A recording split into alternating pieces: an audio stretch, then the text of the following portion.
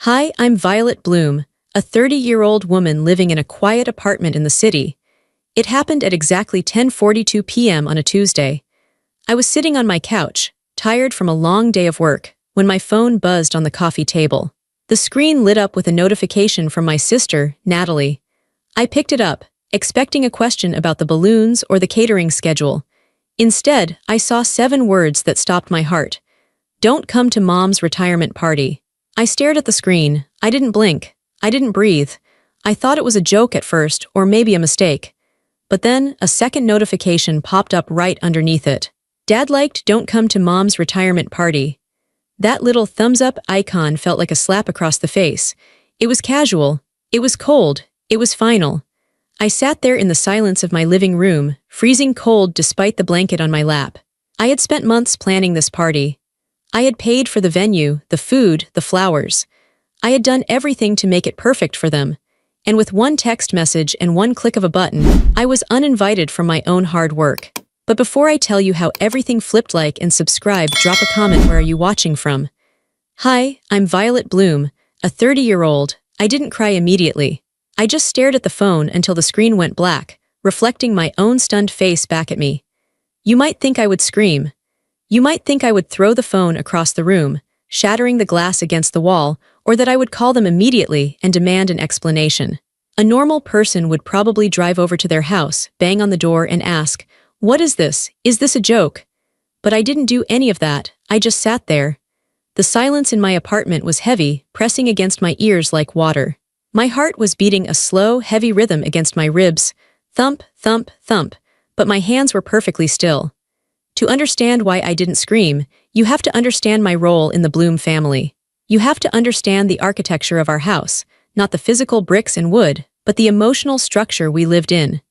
Every family has roles. They are like costumes assigned to us at birth, or maybe they develop slowly over time, stitched together by tiny moments of reinforcement. There's the star, that was Natalie. The golden child.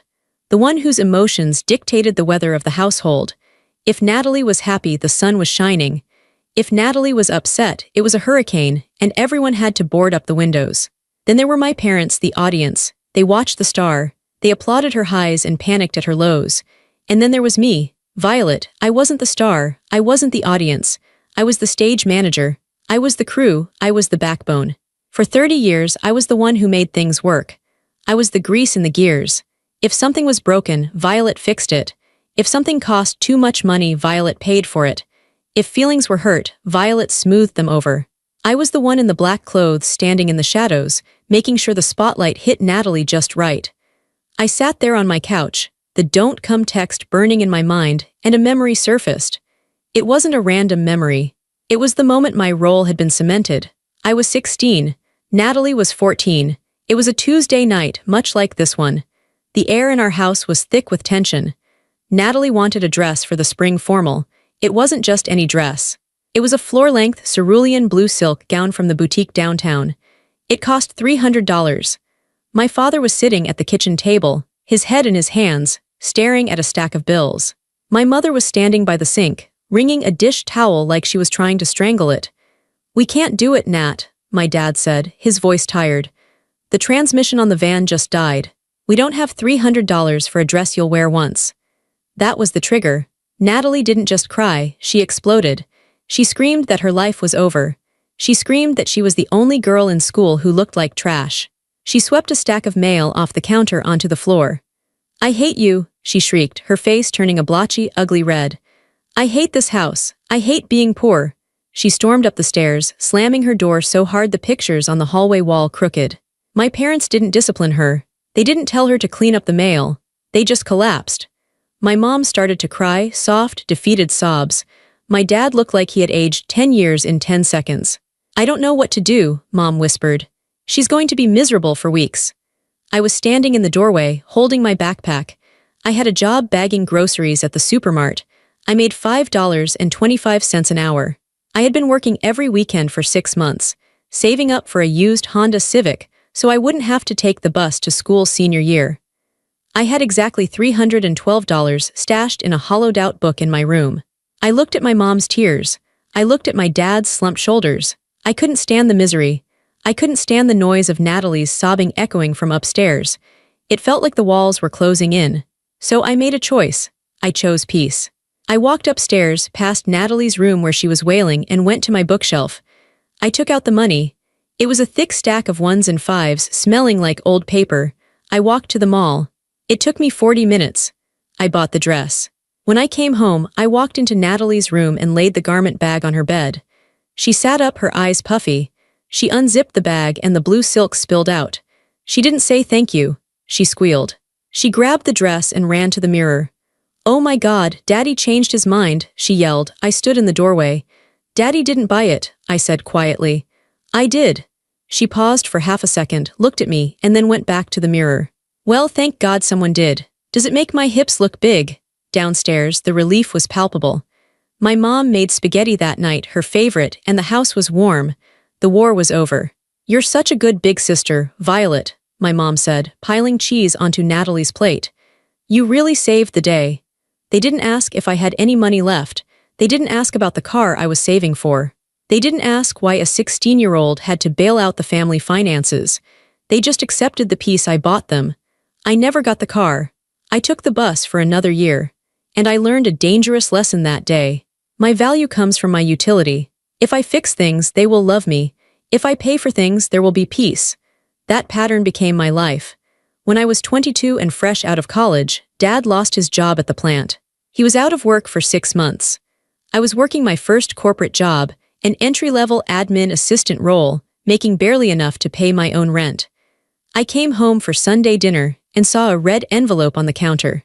The final notice for the electricity bill. My dad was pretending to read the paper, but his hands were shaking. My mom was busy in the garden, hiding. I didn't say a word. I took the bill. I went to the ATM. I deposited half my paycheck into their account. The lights stayed on. Dad never mentioned it. He was too proud. But he stopped shaking. I bought his dignity back, but the cost was my own savings. When Natalie got a DUI in college, I was the one who drove 3 hours at 2:00 a.m. to bail her out. I remember the smell of the police station, stale coffee and floor wax.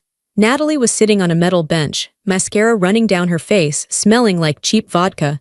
When she saw me, she didn't apologize. She rolled her eyes. "Took you long enough," she slurred. "Did you call Mom and Dad?"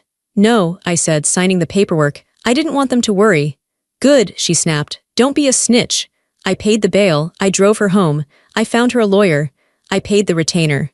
I kept the secret. I became invisible. My reliability made me boring. I was like running water or electricity. You only notice it when it stops working. You don't walk into a room and say, "Thank you, light switch, for turning on." You just expect it to work. If it doesn't, you kick the wall. My family assumed I would always be there. They assumed I had no feelings, no limits, and no need for appreciation. They thought I was a machine designed to dispense solutions and cash. And the machine was planning the biggest party of the year. My mom was retiring after 30 years of teaching 3rd grade. It was a huge deal in our small town. She had been talking about this day for 5 years. She wanted a gala. She wanted elegance. She wanted to show off to the other teachers and the church ladies. "I want to feel like a queen, Violet," she had told me over coffee 3 months ago, her eyes shining. "Just for one night, I want everything to be perfect." "I'll handle it, Mom," I said. It was a reflex. "I'll make it perfect." And I did, or I was doing it. I poured myself into this party. I treated it like a second job. I found the venue, a beautiful botanical garden with a glass ceiling. It cost $3,800 just to rent the space for 4 hours. I paid the deposit from my savings. I hired a caterer who specialized in French cuisine because Mom loves French food. I went to the tasting alone because Natalie was busy with yoga and Mom had a headache. I sat there eating tiny quiches and taking notes on napkins. That was another $2,000 down payment.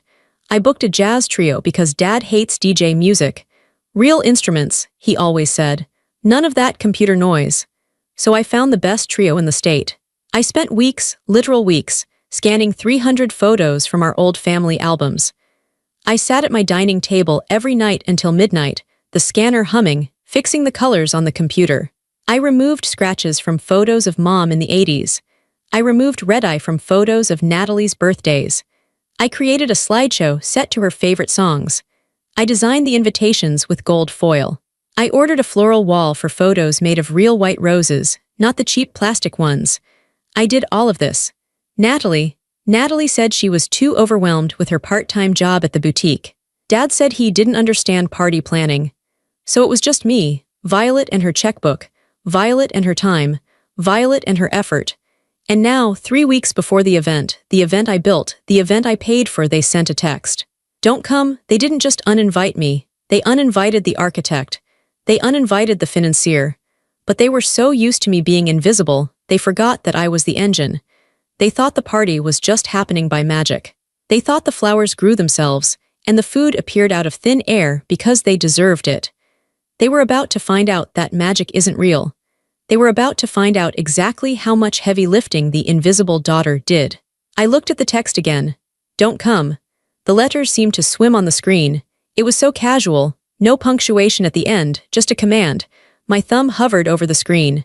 A million angry responses flooded my brain, hot and frantic. I paid for everything. Are you insane? Do you know how much money I've spent? After I bileed you out, after I paid the electric bill, after I bought the dress, I wanted to type it all out. I wanted to list every sacrifice I had made for 30 years. I wanted to scream through the digital void. But then, a strange feeling washed over me. It wasn't peace. It was colder than that. It was numbness. It was the feeling of a bone finally snapping after being bent for too long. If I argued, they would call me dramatic. Violet is making everything about her again, Natalie would say. If I cried, they would call me sensitive. Oh, Violet, stop being a baby, Dad would say. If I listed everything I paid for, they would call me transactional. You only do nice things so you can hold it over our heads, Mom would say. There was no winning with them. The game was rigged. The only way to win was to stop playing. So I typed one word, cool, I hit send. Then I put the phone down on the coffee table, face down. I stood up and walked to my kitchen. I felt like I was floating, detached from my own body. I poured a glass of water and drank it. The water was cold. I focused on the sensation of the cold liquid going down my throat. My hands were perfectly steady. That surprised me. I expected to be shaking, but I wasn't. My heart was beating slow and hard, like a war drum, but my hands were steady as a surgeon's. I walked over to my laptop on the dining table and opened it. The screen glowed, waking up from sleep mode. It showed the spreadsheet I had created for the party. Bloom Retirement Master Plan Excel SX. It was a thing of beauty. Color-coded rows. Every vendor, every timeline, every payment due date, every dietary restriction for the guests. It was a masterpiece of organization. It was the blueprint of my mother's dream night. I looked at it. The blue rose for confirmed. The green rose for paid. I opened my email. I started with the venue, the botanical garden. I found the email thread with Sarah, the event coordinator. We had exchanged 30 emails about lighting and table arrangements. I hit reply. Subject: Cancellation of Bloom Retirement Event, Sept. 24th. Dear Sarah, unfortunately, due to unforeseen family circumstances, we need to cancel the event scheduled for the 24th. I am the contract holder. I understand this forfeits the deposit. Please cancel the reservation immediately and release the date. Sincerely, Violet Bloom. I clicked send. I didn't hesitate. I didn't flinch. Next was the caterer. This one was harder, only because the chef was so nice. But I couldn't pay $2,000 more for a party I was banned from. Subject: Cancellation. Please cancel the catering order for the Bloom party. Do not deliver the food. Keep the down payment. Send. The florist, cancel. The jazz trio, cancel. The bakery making the 3-tiered lemon cake with the raspberry filling, cancel. The printer doing the custom gold foil invitations. I called them because it was late, but they sometimes worked nights. Hi, this is Violet Bloom. I need to stop the print order. Oh honey, we just set the plates, the woman on the other end said. Are you sure it's a rush fee to stop now? I'm sure, I said. My voice was calm. Stop the presses. Shred whatever you have. I went down the list like an executioner. One by one, I dismantled the party. It had taken me 3 months to build, brick by brick. It took me 20 minutes to destroy. The hardest part was the slideshow. I minimized the browser and looked at the file on my desktop. Mom Retirement Slideshow Final M4. I remembered scanning the photo of Mom holding me when I was 2 days old. She looked so tired but so happy in that picture. I remembered the photo of us at the beach when I was 7, building a sandcastle. before Natalie was born, before I became the servant. I hovered the mouse over the file. If I deleted this, it was gone. The original scans were on a hard drive I had formatted yesterday to clean it up. The physical photos were back in their boxes in my attic, disorganized. This video was the only coherent story of her life. I thought about the text, "Don't come." I thought about Dad liking the message. I clicked the file. I dragged it to the trash bin. Then I right-clicked the trash bin, empty trash. "Are you sure you want to permanently delete these items?" the computer asked. I clicked yes. It was gone. I sat back in my chair. The room was quiet. The hum of the refrigerator seemed loud. I waited for the guilt to hit me. I waited to feel like a bad daughter. That was my programming, right? Violet makes everyone happy. If Violet isn't making people happy, Violet is failing. But I didn't feel bad. I felt light. It was a terrifying lightness. It was the feeling of dropping a heavy backpack after hiking for 30 miles. My shoulders physically relaxed. My jaw unclenched. For the first time in my life, I wasn't carrying them. I had put the burden down. I expected my phone to ring immediately. I expected the vendors to call my mother. I expected panic.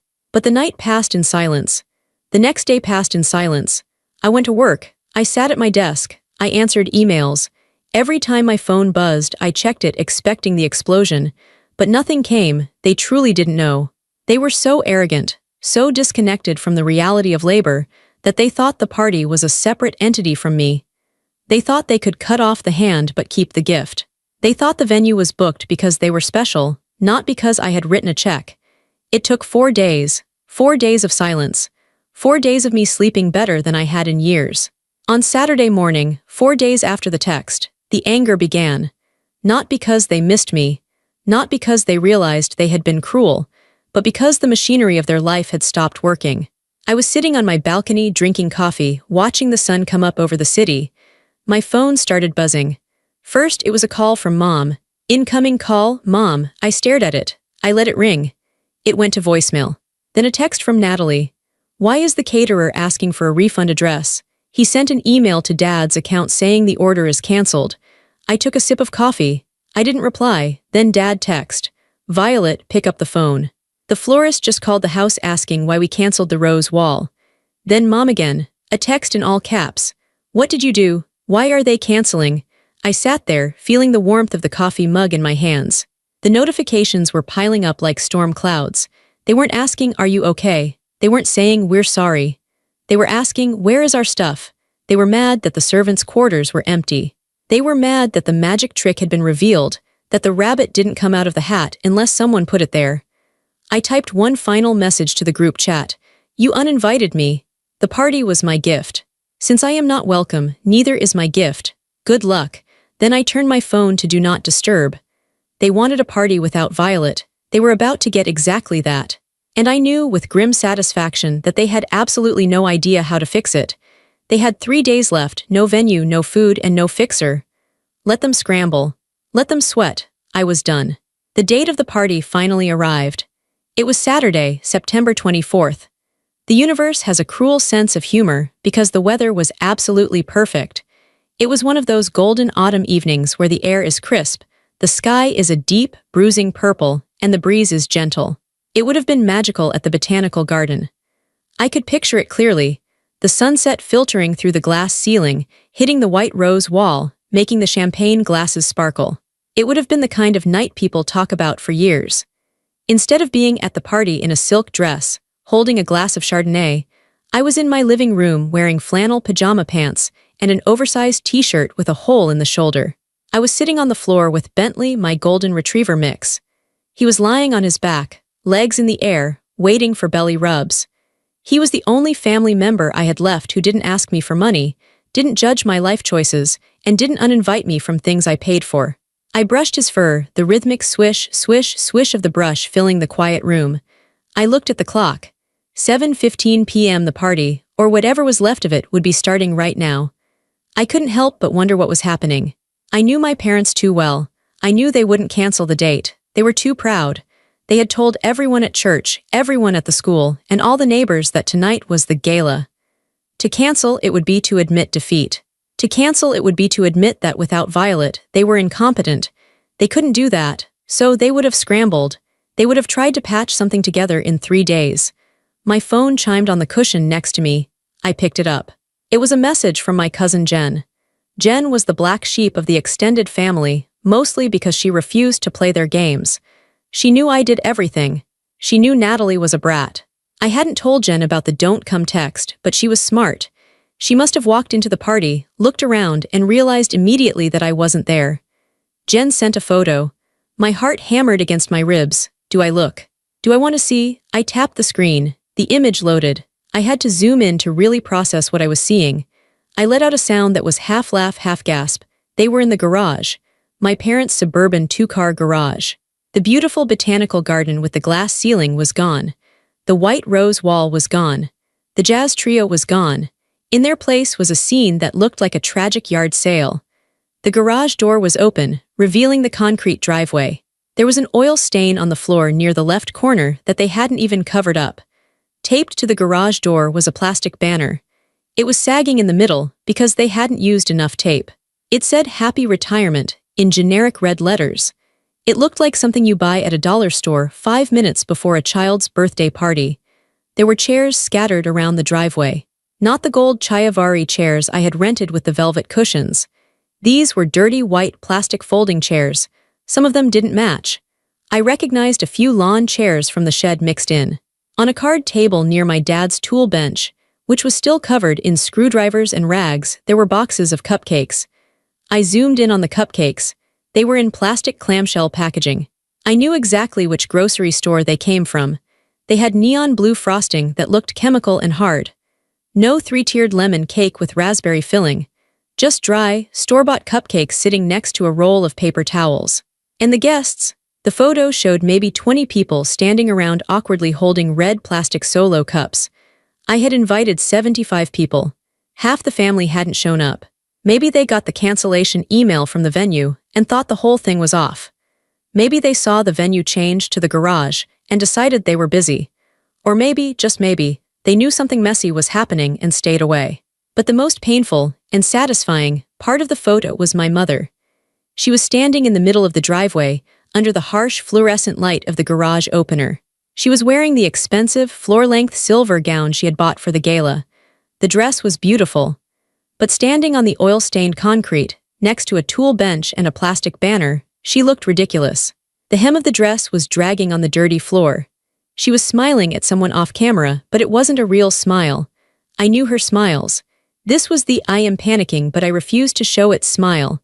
Her eyes were wide and frantic. Her posture was stiff. She looked embarrassed. She looked like a queen who had lost her castle and was trying to hold court in a shed. And Natalie, I found her in the background of the photo. She wasn't the sparkling princess tonight.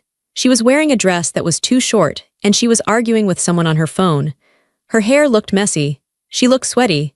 She wasn't enjoying the party, she was working. For the first time in her life, Natalie was dealing with the logistics. She was realizing that ice melts. She was realizing that guests need napkins. She was realizing that music doesn't just happen, you have to set up the speaker. I stared at the photo for a long time. Part of me, the old Violet, the good daughter Violet, felt a sharp pang of sadness. I wanted my mom to have her nice party. I wanted her to feel special. I hated seeing them look trashy. That old instinct to fix it flared up in my chest like a match. I could order pizzas, I thought. I could call a different bakery. I could drive over there right now with my nice speakers and a playlist. I could save it. I looked at Bentley. He nudged my hand with his wet nose. I looked around my quiet, peaceful apartment. If I went over there, they wouldn't thank me. They wouldn't hug me and say, "Oh, Violet, we were so wrong." No, they would scream at me. They would blame me for the garage. They would say I ruined it on purpose to humiliate them. They would say the oil stain was my fault. They would say the bad cupcakes were my fault. They wouldn't see that they did this. They pressed the button. They sent the text. They chose this. I typed a reply to Jen. "Looks fun." Jen replied instantly with a skull emoji. "It's a disaster. The cupcakes are stale. Aunt Linda is drunk on box wine and loudly asking everyone where you are. Your mom is telling people you had a mental breakdown and couldn't handle the pressure. Natalie looks like she wants to murder someone because she had to go buy ice." I read that again. Mom is telling people you had a mental breakdown. Even in the middle of her garage disaster, she was lying to protect her image. She couldn't admit she uninvited me. She had to make me the broken one. I put the phone down. I let them have their embarrassment. They wanted to cut me out. This was what life looked like without me. It looked like a garage. It tasted like stale cupcakes. It felt like disappointment. I ordered myself a large pepperoni pizza with extra cheese. I opened a bottle of good red wine, the kind I would have brought to the party. I sat on my couch, ate pizza, and watched a comedy movie. I laughed. I drank wine. I didn't cry that night. I felt a strange, cold satisfaction settling in my chest. It was the first time in my life I let them fall. I watched them hit the ground, and I didn't rush to put a pillow under them. The silence didn't last long. The garage party was the eye of the storm. The next morning, the winds hit. I woke up on Sunday around 9 o'clock am. Usually, I would be awake at 6 o'clock, anxious about cleaning up after the party or driving mom to brunch. But today, I slept in. When I looked at my phone, the lock screen was full. 19 notifications. My family couldn't accept that their failure was their own fault. That's not how the Bloom family dynamic worked. In our house, if something went wrong, it must be Violet's fault, even if Violet wasn't there. Especially if Violet wasn't there. I made coffee, strong and black. I sat at my kitchen table, the morning sun hitting the wood. I took a deep breath and unlocked my phone. I went to the voicemails first. I put it on speaker so I wouldn't have to press the toxic voices against my ear. First was Natalie. Timestamp, 11:43 p.m. last night. She must have been cleaning up the trash in the driveway. Violet, you are literally psychotic. Do you know that? You are sick. You embarrassed mom in front of everyone. Do you know how stupid we looked? We had to buy chips and salsa from the gas station because the food didn't come. Aunt Linda laughed at the banner. You are so jealous. You've always been jealous of me and mom's relationship because we're actually close. You just wanted to ruin her big day because you're bitter and alone and you have no friends. Call me back right now. Her voice was high-pitched, screeching, slurring slightly. Jealous. I almost laughed out loud in my empty kitchen. I had paid for the party. I had planned every detail. How could I be jealous of something I built? She was projecting. She was the one who was jealous of my competence, so she called me jealous of her. What? Her ability to fail. Next was mom. Timestamp, 8:15 am this morning. Violet, I don't even know what to say to you. I raised you better than this. To cancel everything without telling us, to leave us stranded like that, I was humiliated. My friends were asking why we were in the driveway. I had to lie for you. I had to tell them you were sick in the head. Why would you do this to me? After everything I've done for you. You are a cruel, selfish girl. After everything I've done for you, the phrase hung in the air like smoke. What had she done for me lately? Had she helped me move? No. Had she remembered my birthday last year? No, she sent a card a week late. Had she offered to pay me back for the deposit? No. She did nothing but critique my clothes, ask for loans, and tell me not to come to her party. Then, the text from Dad. He didn't leave voicemails. He hated talking on the phone. His text was short, received at 8:30 am. Your mother is devastated. She has been crying all morning. I agreed to the text about you not coming for the piece. Natalie was upset that you were taking over everything and acting bossy, and we just wanted a calm night without your drama. You blew this out of proportion. You need to apologize to your sister and your mother immediately if you want to be part of this family. I read Dad's text 3 times. My hands started to shake. I agreed for the piece. That was the knife. That was the phrase that cut deeper than any insult Natalie threw. He knew it was wrong. He knew I had done the work. But Natalie had probably complained. Natalie probably whined that I wouldn't let her pick the music, or that I was asking her to help with the invitations. Natalie wanted to be the center of attention without doing the work, and my competence threatened her. So she threw a tantrum. And Dad, wanting peace, decided to throw me under the bus. It was easier to hurt Violet than to tell Natalie to grow up. It was easier to crush Violet than to deal with Natalie's screaming. It was easier to uninvite Violet than to parent Natalie. Their peace was built on my pain. Their comfort required my suffering. I realized then, staring at my phone, that I wasn't a daughter to them. I was a utility. I was an appliance. And when the appliance became loud or difficult, they tried to unplug it. And now that the appliance had stopped working, they were kicking it. I felt a tear finally roll down my cheek. It was hot and angry. I didn't want to talk to them. I didn't want to explain that they uninvited me. I didn't want to point out the logic. Logic didn't matter to them. They were rewriting history in real time to make themselves the victims. I picked up my phone. I went to Natalie's contact. Block caller. It felt good. I stared at Mom's contact. My finger hovered. I couldn't do it yet. I wasn't ready to cut the cord completely. I still had that little girl inside me who wanted her mommy to love her. But I couldn't listen to her voice anymore. I typed a message to the family group chat. Mom, Dad, Natalie, even though she wouldn't see it. You told me not to come. Dad liked the message. I respected your wishes. Since I wasn't invited, I canceled the things I paid for. That is not cruel, that is consequences. I am not jealous. I am done being the bank and the maid. Do not come to my apartment. I sent it. Then I muted the conversation so I wouldn't see their replies pop up. I thought the worst was over. I thought the garage party was the climax. I thought blocking Natalie was the end of the drama. I was so wrong. The garage party wasn't the end, it was just the spark. The real fire was coming and it was going to burn everything down. I spent the next week in a fog. I went to work. I came home. I walked Bentley. Bentley was my rock. When I cried on the floor, he licked the tears off my face. When I couldn't sleep, he laid his heavy head on my legs. He was the only living thing in my world that offered unconditional love. He didn't care about parties or money. He just wanted to be with me. I had a business trip coming up. Just a short one, 2 days in Chicago for a conference. I had booked it months ago. Usually I would ask my parents to watch Bentley. They had a big fenced backyard and Bentley knew them. Even though we were fighting, I figured. It's just the dog, they love the dog. They always made a fuss over him. They wouldn't take their anger out on an animal. It was a practical decision. I didn't trust a kennel and my usual pet sitter was out of town. I texted Mom on Tuesday, I have a trip for work. Wedfry, can you watch Bentley? I'll drop him off and stay in the car. We don't have to talk, I just need him to be safe. She replied an hour later. Fine, drop him off at 8. She didn't say love you. She didn't say okay honey, just fine. I thought it was a truce. I thought, at least we can agree on the dog. I dropped Bentley off on Wednesday morning.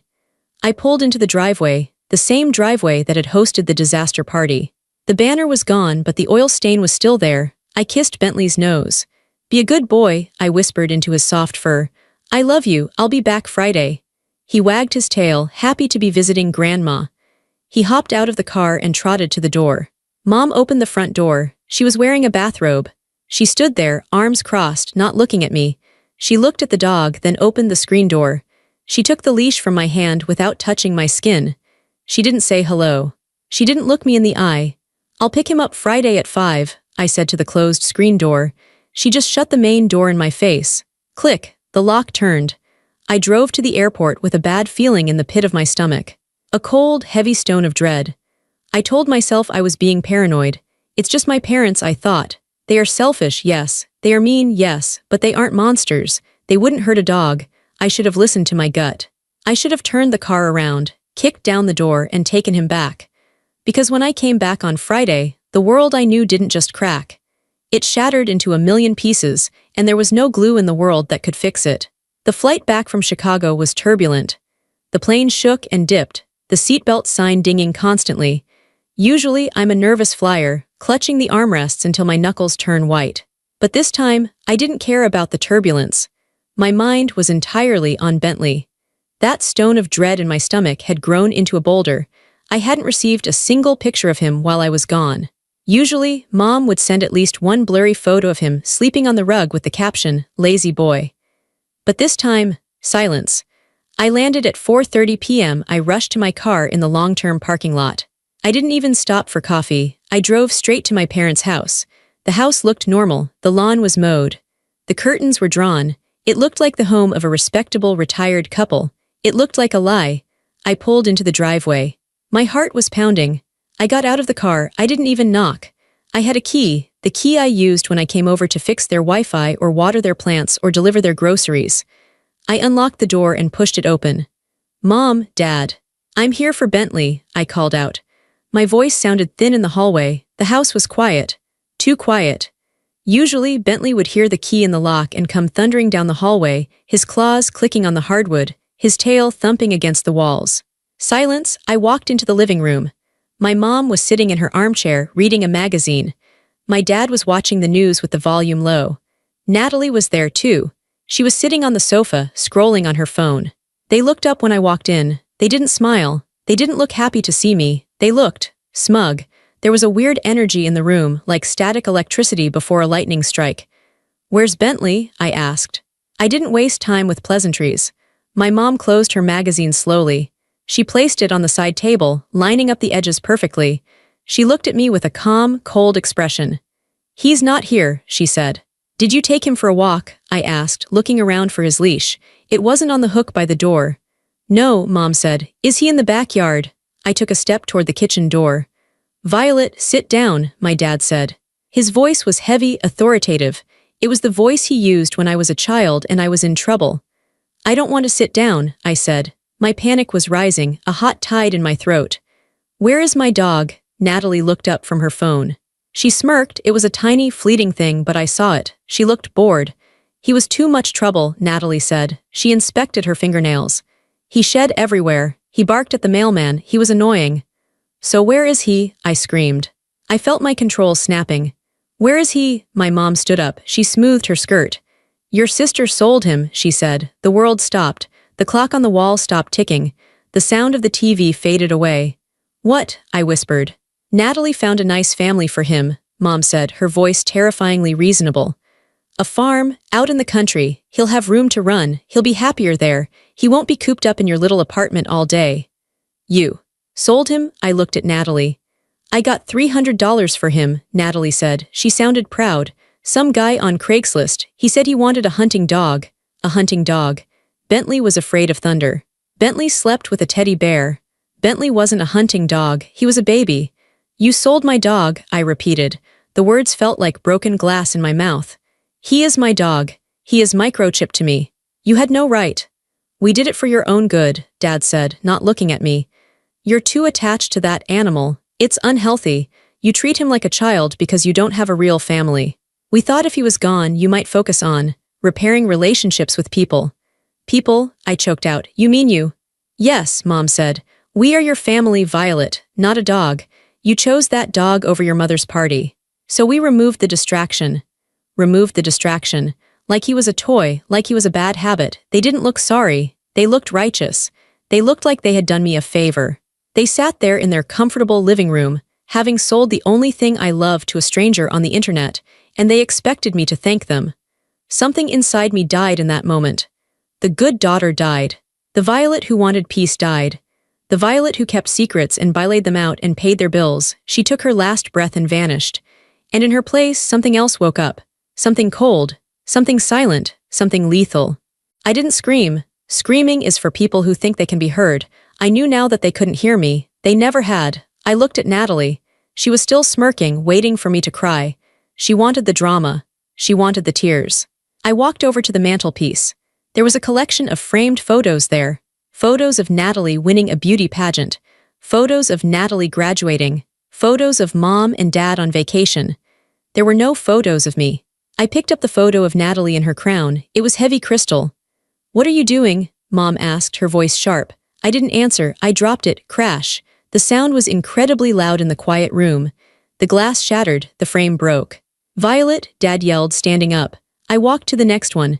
A photo of the perfect family at Christmas without me because I was taking the picture. I swept my arm across the mantel. Crash, smash, clatter. 5 frames hit the floor. Glass flew everywhere. "Stop it," Natalie shrieked. She jumped up from the couch. "Mom, make her stop." I turned to the coffee table. There was a vase of flowers there, flowers I had sent them for Mother's Day. I picked up the vase. I poured the water onto the expensive Persian rug. Then I dropped the vase onto the hardwood floor. It exploded into ceramic shards. "Have you lost your mind?" Mom screamed. She was clutching her chest. "Call the police, Frank." "She's crazy." I kept moving. I moved with a terrifying calm. I wasn't running. I wasn't flailing. I was methodical. I walked to the display cabinet where Mom kept her precious Hummel figurines. The ones she dusted every week. The ones she loved more than she loved me. I opened the glass door. "Don't you dare," Mom whispered. I picked up a porcelain boy with an umbrella. I looked at her. "You sold my dog," I said. I dropped the figurine. It shattered into dust. I picked up a shepherdess. Drop, smash. I picked up a duck. Drop, smash. "Frank, do something." Mom was sobbing now. "My collection." Dad tried to grab my arm. "Violet, stop this right now." I spun around and looked at him. My eyes must have looked dead because he recoiled. He let go of my arm like it was burning hot. You wanted peace, I said to him. This is what happens when you break the peacekeeper. I walked past him to the hallway closet. I knew Natalie kept her expensive coats in there, the leather jacket I had bought her for her birthday, the winter coat she begged for. I opened the closet. I took out the leather jacket. I walked to the kitchen. I opened the drawer where the scissors were. No, Natalie screamed. She tried to run at me, but the floor was covered in glass and water. She slipped and fell hard on her hip. I took the scissors. Snip. I cut the sleeve off the jacket. Snip. I cut the collar. I threw the ruined leather onto the pile of broken glass. I was destroying the curated image of their lives, the happy photos, the precious collectibles, the expensive clothes. I was showing them what their insides looked like, broken, sharp, and messy. I'm calling 911, Dad yelled. He was holding the landline phone, his hands shaking. I'm calling the police. Good, I said. I stood in the middle of the living room, surrounded by destruction. Call them. I waited. I didn't run. I didn't try to leave. I stood there, holding the scissors loosely in my hand. I watched them panic. Mom was wailing over her figurines. Natalie was crying over her jacket. Dad was shouting into the phone, My daughter is violent. She's destroying the house. Send someone now. They looked at me like I was a monster. But I wasn't a monster. I was a mirror. I was reflecting their own violence back at them. They had destroyed a living creature, a soul that loved me. I was just destroying things. Things can be replaced, trust cannot. The sirens wailed in the distance, getting louder and louder. Blue and red lights flashed against the living room window, illuminating the wreckage. 2 officers walked in. One was older, with gray hair. The other was young, female, with a stern face. They saw the glass, they saw the water, they saw me standing there. Drop the scissors, ma'am, the older officer said calmly, his hand resting near his belt. I placed the scissors on the kitchen counter. I raised my hands. They are down. She's crazy, Mom screamed, pointing a shaking finger at me. Look what she did. She broke everything. She's unstable. Arrest her. She attacked us. Natalie lied, sobbing from the floor. She tried to stab me with those scissors. The officers looked at me. They saw a woman in business casual clothes, standing still, surrounded by chaos. They saw my parents, hysterical and red-faced. Ma'am, what is going on here? The female officer asked me. My name is Violet Bloom, I said clearly. My voice didn't shake. I own a dog, a golden retriever named Bentley. He is microchipped in my name. I have his registration in my car. The officer blinked. Okay. I went out of town for work, I continued.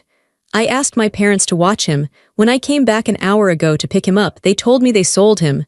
The female officer's face changed. Her eyebrows shot up. She looked from me to my parents. Is that true? She asked my dad. Dad puffed up his chest. That's a family matter. The dog was a nuisance. We found him a new home. That gives her no right to destroy my house. Who sold the dog? The officer asked. I did, Natalie said from the floor. She stood up, wiping her eyes. She thought she was the victim. I found a buyer. He paid cash. It's done. Did you have the owner's permission? The officer asked Natalie. He was in our house, Natalie said, as if that explained everything. We can do what we want. The female officer looked at her partner. Then she looked at Natalie. Ma'am, she said to Natalie, selling property that does not belong to you is theft. Selling a companion animal without the owner's consent is a crime. Depending on the value of the dog, it could be a felony. Natalie's face went white. What? No. It's just a dog. It's theft, the officer repeated, and receiving stolen property. But look at my house, Mom shrieked. Look what she did. We'll get to the vandalism, the older officer said. But right now, we have a theft in progress. Where is the dog? I don't know the guy's address, Natalie stammered. We met at the gas station. I have his number in my phone. Get the phone, the officer ordered. Natalie scrambled to get her phone. She was shaking now. The power dynamic had shifted so fast her head was spinning. She thought the police were her personal security guards. She didn't realize that laws applied to her too. Call him, the officer said. Put it on speaker. Natalie dialed. The phone rang 3 times. A gruff voice answered. Yeah, hi, this is Natalie, she squeaked. The girl with the dog. Yeah, no refunds, lady, the man said. No, The police are here, Natalie said. She was crying for real now. You have to bring the dog back. It was a mistake. I ain't bringing nothing back, the man said. I bought him fair and square. The female officer took the phone from Natalie's hand.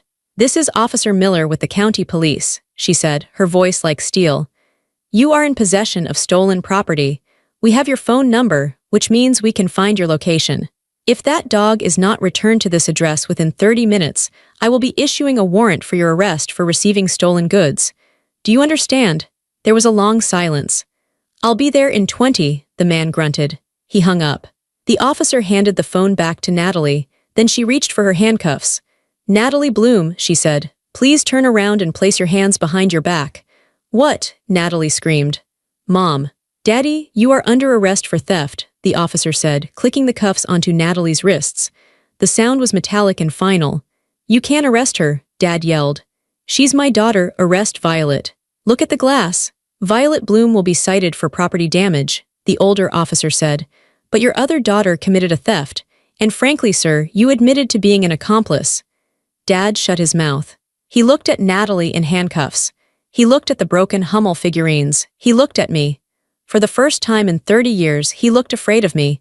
We waited in silence. Natalie was sitting in the back of the patrol car, crying hysterically. My parents were sitting on the couch, surrounded by the ruins of their living room, refusing to look at me. I stood by the window, watching the driveway. I didn't care about the glass. I didn't care about the police citation I was going to get. I only cared about one thing. 18 minutes later, a rusty pickup truck pulled into the driveway. A large man in a camo hat got out. He walked to the back of the truck. My heart stopped. He opened the tailgate. Bentley jumped out. He looked confused. He looked scared. His tail was tucked between his legs. He was looking around wildly. I burst out the front door, running past the police officer. "Bentley," I screamed. He heard my voice. His ears perked up. He saw me. He didn't just run, he flew.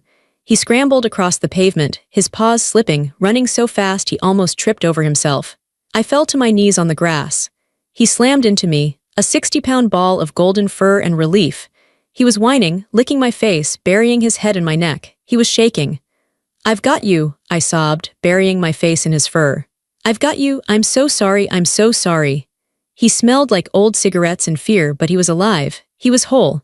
The man in the truck spat on the ground, glared at the cop, and drove away. He didn't want trouble. The female officer walked over to me. She watched me holding my dog, her face softened. "Is he okay?" she asked. "He's scared," I said, wiping my tears. "But he's okay." "Here's the situation," she said quietly. "Your parents want to press charges for the damage to the house. That's criminal mischief. It's a misdemeanor because the value is likely under the felony limit, but it's still a charge." "I don't care," I said. "I'll pay the fine. I'll do the community service." "However," she continued, "you can press charges against your sister for the theft, and your parents for conspiracy." I looked at the house. I saw my mother watching from the window, her face twisted in hate. "I want to press charges," I said. "Are you sure?" the officer asked. "It's family." "No," I said, clipping Bentley's leash onto his collar. "They aren't family, they're just people I used to know." I gave my statement. I signed the papers. I watched them put Natalie in the back of the squad car to take her to the station for booking. My mother came out onto the porch as I was walking to my car with Bentley. "If you do this," she hissed, her voice venomous, "you are dead to us. Don't ever call us. Don't ever come back. I will remove you from the will. I will tell everyone what you did." I opened the car door and let Bentley hop in. He curled up on the back seat immediately, exhausted. I turned to my mother. "You already took everything that mattered," I said. "You took my time, you took my money, you took my love, you tried to take my dog. You have nothing left that I want. You will die alone," she screamed as I got in the driver's seat. "Better alone than with you," I said. I started the engine. I backed out of the driveway. I drove past the police car where my sister was weeping. I drove past the house where I grew up. I didn't look back in the rearview mirror, not even once. It has been 6 months. My apartment is quiet. It's a Friday night. Bentley is sleeping at the foot of my bed. He twitches sometimes in his sleep, dreaming of chasing squirrels. Whenever he wakes up scared, I'm right there to pet him until he falls back asleep. He's happy again. His tail never stops wagging. I plead no contest to the vandalism charge. The judge, after hearing the story about the dog, gave me the minimum sentence, a $500 fine and 6 months of probation. He looked at me over his glasses and said, "I understand the provocation, Miss Bloom, but next time just call us first." Natalie got probation too, but she now has a theft record. She lost her job at the boutique because they don't trust employees who steal. I haven't spoken to my parents. They tried to reach out once, a month ago. A letter arrived in the mail. No return address. I opened it. It was a bill. A handwritten list from my mother of every item I broke, with inflated prices next to them. Hummel figurine, $400. Picture frame, $50. The total was $5,000. At the bottom she wrote, "Pay this and we can discuss forgiveness." I laughed, a genuine, belly-shaking laugh. I took the letter to the kitchen sink. I lit a match. I watched it burn until it was just ash in the drain. Then I turned on the water and washed it away. I changed my locks the day after the incident. I changed my phone number. I blocked them on social media. I told my boss that if anyone from the Bloom family calls, they are to be blocked. My life is different now. I have money in my savings account because I'm not bailing anyone out. I have free time on weekends because I'm not planning parties or running errands for ungrateful people. I have peace. It's not the fake peace my father wanted, the peace that comes from silencing the victim. It's real peace. The peace of an empty room, the peace of a quiet phone. I realized I didn't lose a family. You can't lose something you never really had. I was never a daughter to them. I was an employee. I was a resource. And when the resource fought back, they tried to destroy it. I stepped away from people who never wanted my whole self, only my usefulness. I looked at Bentley. He opened one eye, thumped his tail once, and went back to sleep. I walked to the window and looked out at the city lights. I was alone, yes, but I wasn't lonely. I felt full. I felt strong. I whispered to the glass, to the city, to the universe. They drew the line years ago. I finally stopped crossing it. If you've ever felt like the invisible backbone of your family, or if you've ever had to walk away to save yourself, let me know in the comments. Like, subscribe, and tell me where you're watching from. I read every single comment.